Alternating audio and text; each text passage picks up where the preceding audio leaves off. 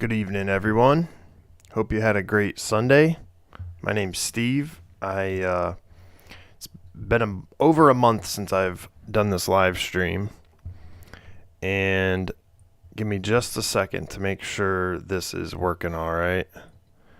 I was having some problems with OBS, and I'm not entirely sure if it's working. Oh, it is. All right. I think. Anyways, hey, I have a blog over at christiananarchist.com. I did write a post today about how Christians are still captivated and enthralled with Disney, and which is crazy in 2023 because Disney is antithetical to basically my worldview. And so I vented about it. If you're interested in that, check it out. So I just have a short stream. I wanted to talk about a few things going on this past week, and we're going to start with a funny TikTok video of crazy people. Let's check it out. I don't have any change. I'm just trying to tell you that I told you I don't have any your change. purse is on top of your car. Mind your own business.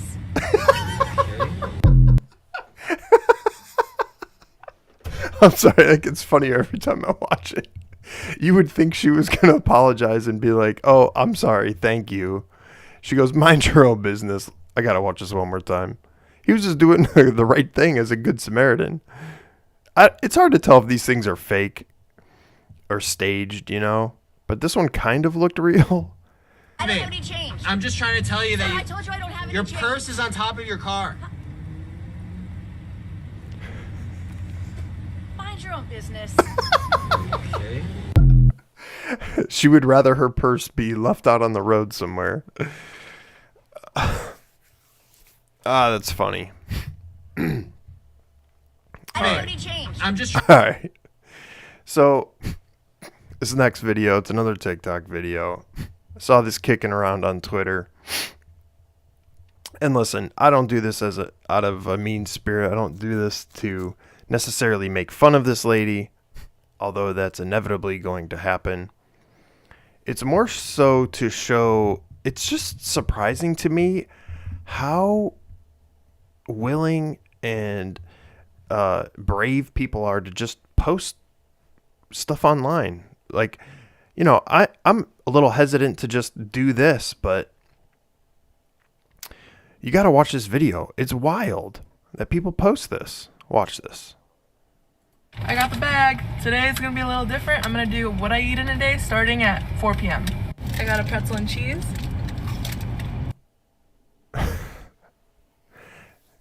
Keep in mind, everything you're about to see is after 4 p.m. Cheddar pepper I've never tried before. Hot. Really rich in cheddar. Mozzarella stick. Mozzarella stick with marinara. Corn dog with mustard. Keep in mind I'm sharing all these things with my mom. Say hi, Mom. Hi. She's sharing it with her mom. Okay. All right, let's go. Sprouts. Petco. Sprouts. I got frozen yogurt tart. I didn't understand that part. Sprouts? She wasn't eating Sprouts, that's for sure. Is that the name of the store? I guess so. Strawberries, mango boba, and what's it called? Fruity Pebbles. Oh.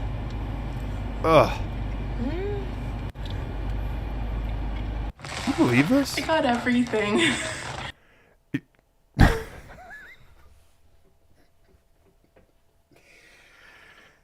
This is where it gets crazy. Those are all snacks. Keep in mind, this is after 4 p.m. All of that was that was warm up. Okay, I got Torchy's tacos. Oh no, sorry, velvet taco, and Panda Express. First, a cream cheese raccoon.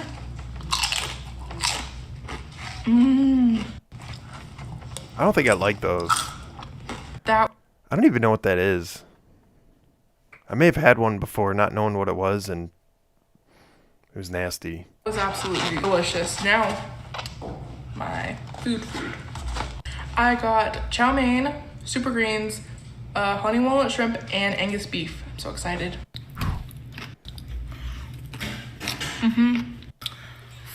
Oh my The gosh. honey dude. walnut shrimp here is amazing, especially with the walnut. The Angus beef is next level.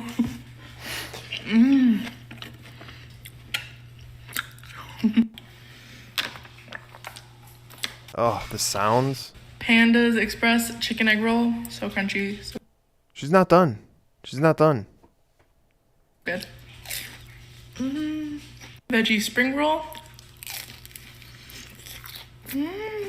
Now velvet tacos. I got a There's Mexican more! shrimp and a But chicken wait, waffle there's taco. more. These are so good.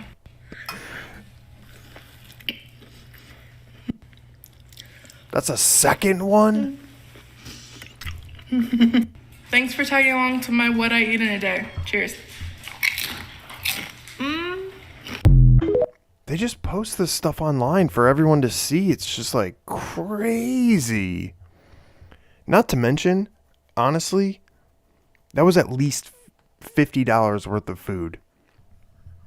At least. Where do you get all this money from?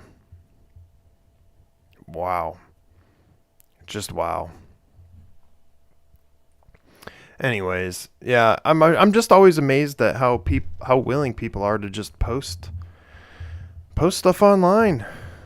And I guess it worked. I'm talking about it, and I don't know who this lady is. I wish her well, but my goodness, dude. What did she eat before 4 p.m.?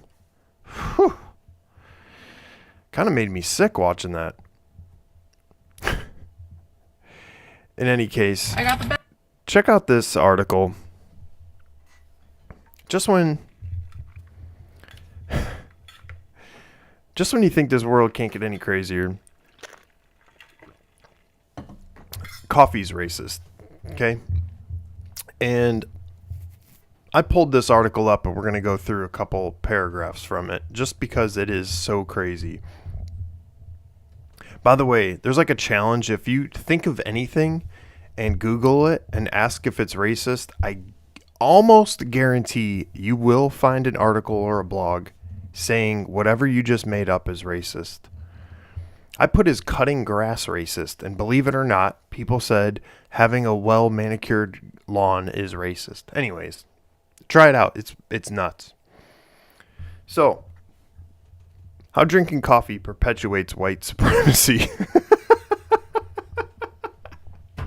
I'm not going to be able to get through this article. Oh my gosh.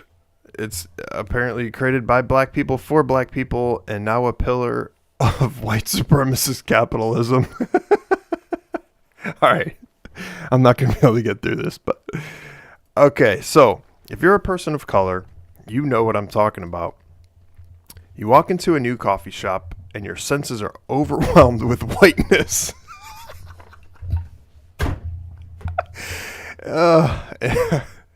And you get the glare from the Karens, okay? The white hipster barista lines herself up between you and the bathrooms, ready to tell you non-customers aren't welcome. That was a reference to Starbucks, because I apparently one time didn't let a non-customer use the bathroom who happened to be black. Anyways, if you have a white coffee drinking friend, he or she may even let you in on the old coffee joke white coffee drinkers share when persons of color aren't around. Quote, there are 3 things that are necessary in order to make a cup of coffee, and they are, first, a black man to roast the coffee, second, a yellow man to grind it, and third, a white man to drink it.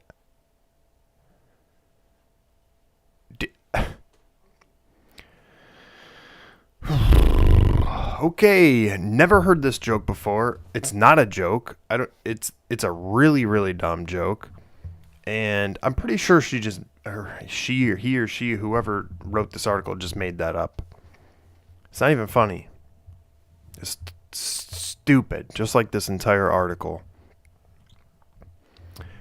It's a well-known fact that whites would be eating bland food like plain bread and gruel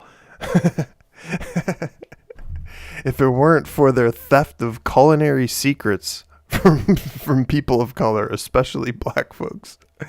That's precisely why when the whites found out about coffee, it became one of the reasons they decided to victimize and appropriate black civilization wholesale. Okay. Culinary secrets. If you think coffee culture can find refuge, by the way, this isn't in order. It's in order of the article, but I'm skipping some stuff. If you think coffee culture can find refuge in specialty coffee, think again. This might be obvious to some, but I'll spell it out for the folks in the back. The bourgeois notion of specialty coffee is explicitly rooted in classism, which is directly linked to racism, a whole other and very long topic. What? Oh my gosh. So having something be specialty coffee is classism, which is directly linked to racism. Oh my gosh. Can you imagine being these people? What a miserable existence they must have. It's not just that black folks cannot afford specialty coffee. Isn't that racist right there, that sentence? That's such a racist assumption. It's not just that black folks cannot afford specialty coffee, but the very acceptance of the term specialty coffee suggests that some coffee is somehow superior to others, an idea that is rooted in whiteness. I can't get over this. So, it suggests that some coffee is somehow superior to others, an idea that is rooted in whiteness. It's like, have you ever had... I mean, these people are so goofy. You've never had a cup of coffee that was better than a different cup of coffee? Ever in your life? They all taste the same to you? These people are delusional.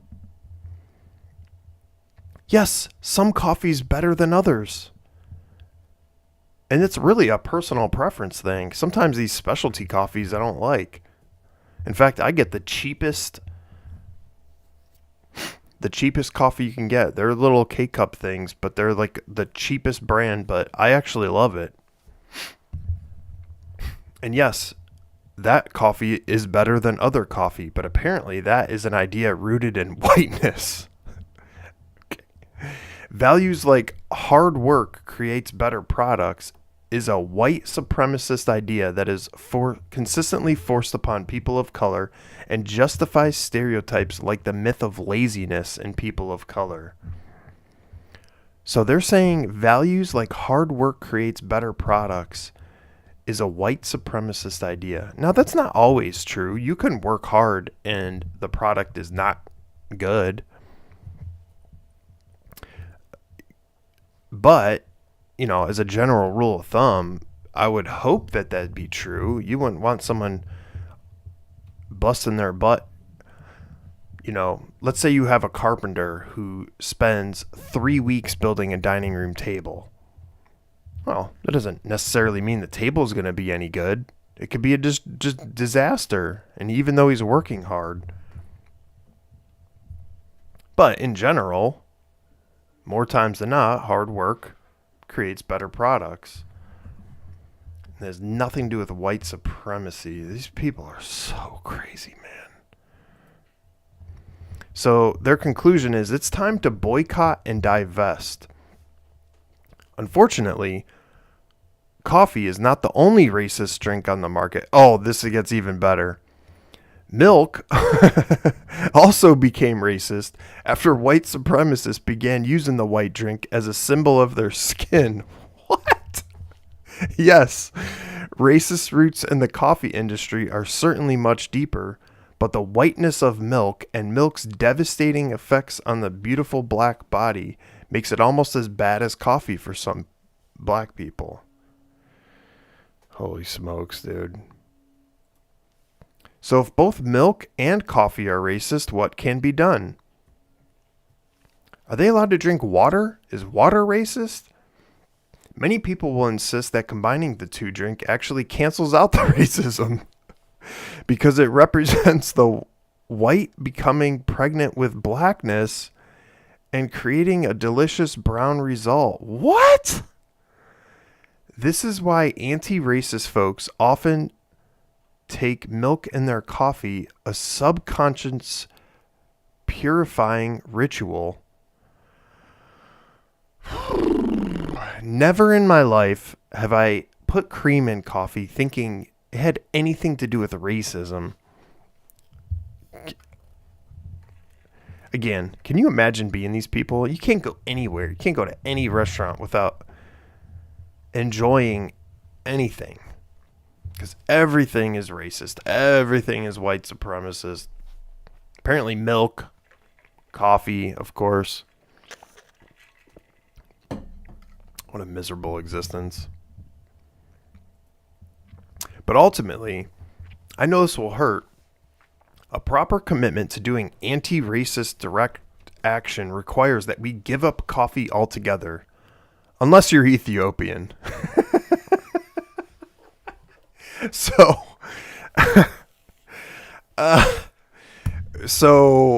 okay. So if you're Ethiopian, you can drink coffee, but everyone else, no coffee for you because you need to be anti-racist. But the obvious question would be, what about coffee that doesn't come from Ethiopia? I mean, when you go to the store, you see coffee from all sorts of countries. Costa Rica, Guatemala, Colombia, Zimbabwe. I've had that. It comes from all over the world. So why Ethiopia? Why did you pick that one? Anyways, I got a kick out of this article. And it's hard to believe that there's,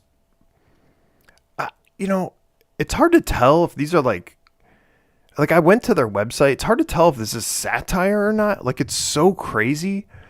But sure enough, I went to their website. Well, actually, at the bottom of this article, it had other stories you can read.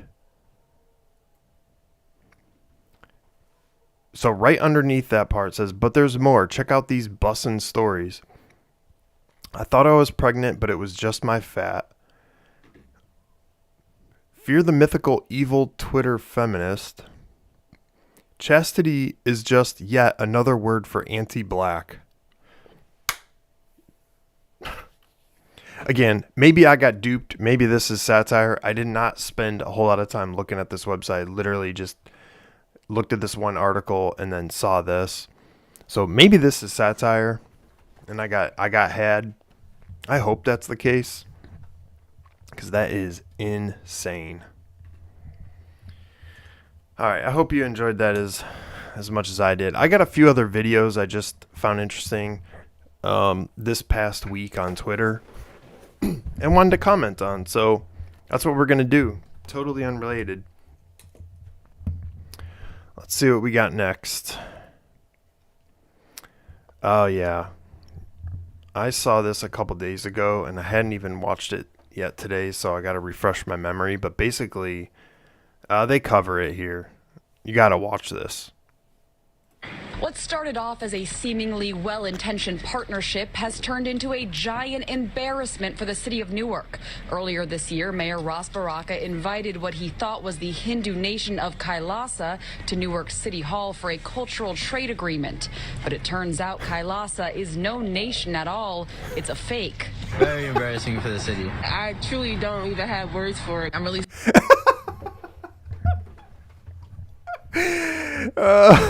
sorry for the city that they got duped in that way. Though it has a detailed website, Kailasa has no real government. It's the brainchild of Swami Nityananda, a notorious scam artist and fugitive from India who has been on the run from rape charges since 2019. Oh, I was just going to say this guy rules, but no, he doesn't rule. But this is a very funny prank.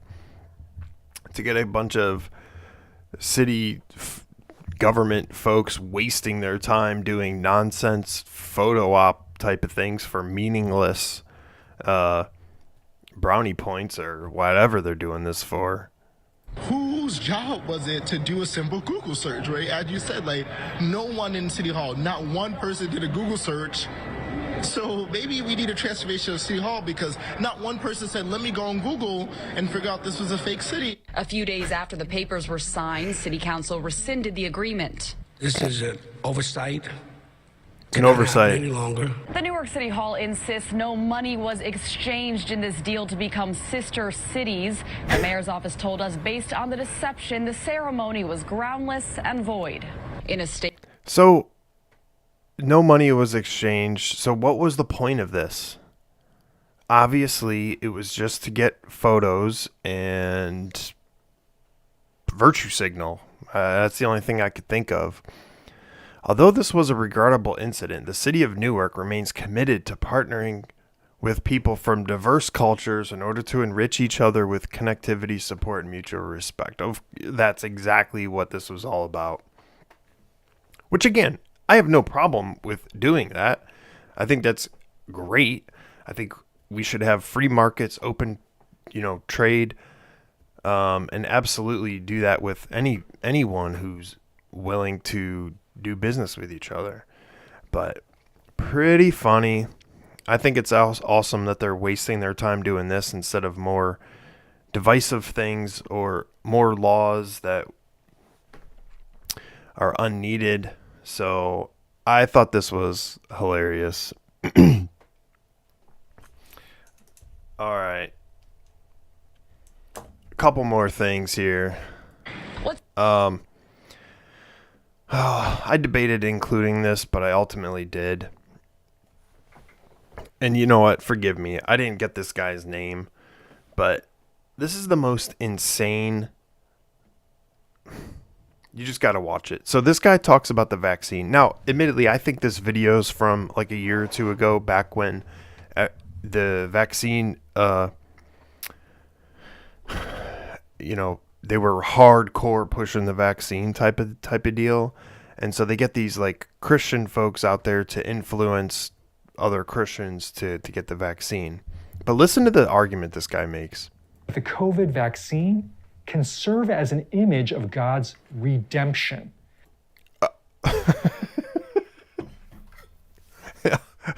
Okay. All right. That's okay. Let's see where he takes this, but it's going to be a strong disagree for me. Redemption is God's ultimate answer to the problem of original sin. Okay. Sure. I have no problem with that part. Redemption is taking something that originated in a wrongful state and reworking that thing into something good. The Bible tells us that in his death and resurrection, Jesus redeemed human sin, the very human line.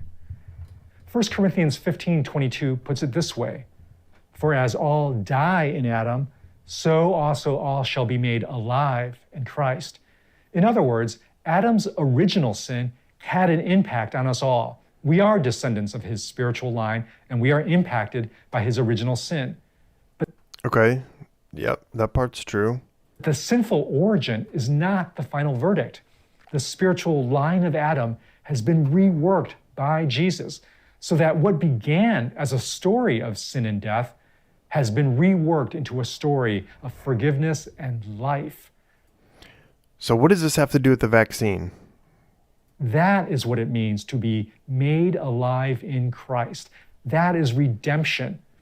Now, this idea that what began in death could be reworked into life, well, it's hard for the human mind to grasp. This is why we need images of redemption in the world. We need examples that can serve as metaphors of what Jesus accomplished that show us Jesus' redemption, well, it's kind of like that. I propose that the COVID vaccine is an image of redemption. Yes, the vaccine may have a distant origin. Oh, this is where he loses me.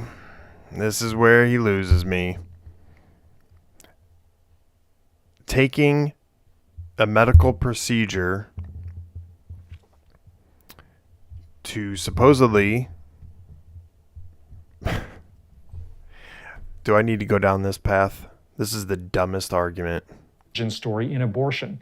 but that past has been Whoa, what reworked about and abortion? may have a distant origin story in abortion, but that Oh, he's talking about because at the time there was concerns among believers and Christians that the vaccine had something to do with aborted cells or something, or they used that either in the manufacturing or testing of the vaccine. So I think that's what he's getting at. So let me back that up. What is he saying here?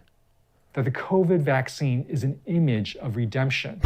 Yes, the vaccine may have a distant origin story in abortion, but that past has been reworked and redeemed into something that saves life.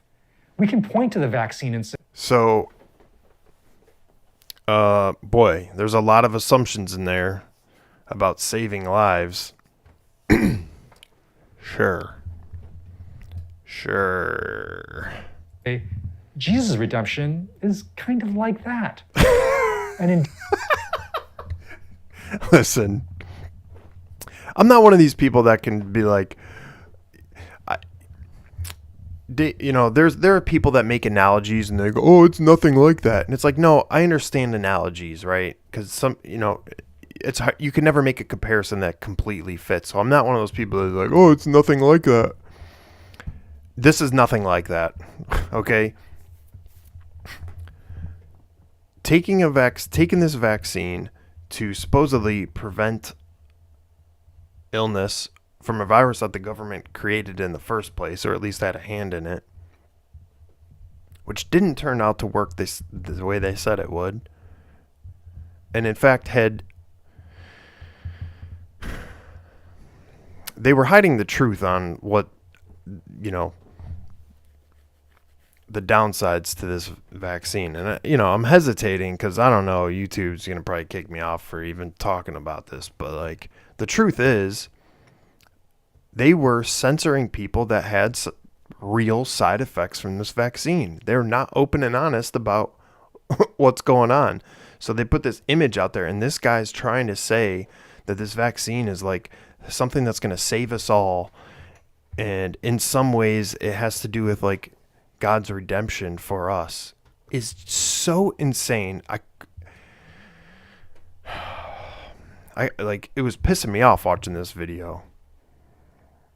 the production of a vaccine in less than a year, it's really a miracle. Something like this has never happened this quickly. A miracle. I personally believe God's redemptive power was present in the process. So my invitation to pro-life Christians who may distrust the COVID vaccine currently is this. Please remember that the Christian story is the story of redemption. Every one of us has an origin story in sin. None of us can avoid this. Yet each of us has had our story reworked by Jesus into new life. That's what it ultimately means to be. All right, you get it. I can't take any more of that. Can't take any more of that. So stupid. All right, two more things. This is another older clip, I believe, probably when Trump was president, but this was flying around Twitter this past week, and it is a mask-off moment for what these corporate elites think. Specifically, these two cornballs on MSNBC, Morning Joe and Mika Brzezinski or whatever. Listen to what she says here. Sometimes they're not thinking and they say exactly what the truth is on accident, and I think that's exactly what happened here. Well, and I think that the dangerous, edges here are that he's trying to undermine the media, trying to make up his own facts. And it could be that while unemployment and the economy worsens, he could have undermined the messaging so much that he can actually control exactly what people think. And that is our job. Yeah, if you look.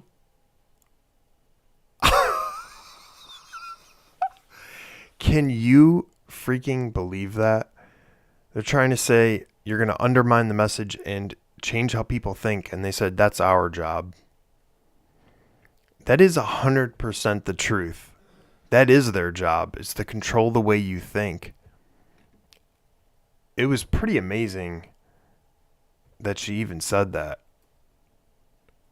He could have undermined the messaging so much.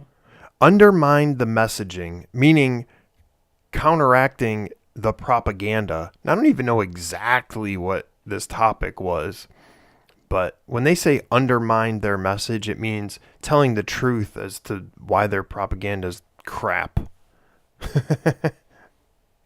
Much that he can actually control exactly what people think. Control what people think. That is our job. Yeah, if you that is our job, and Morning Joe says, yeah.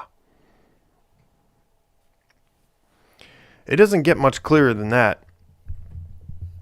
It does not get much clearer than that. All right, last thing. We're gonna end on a good note.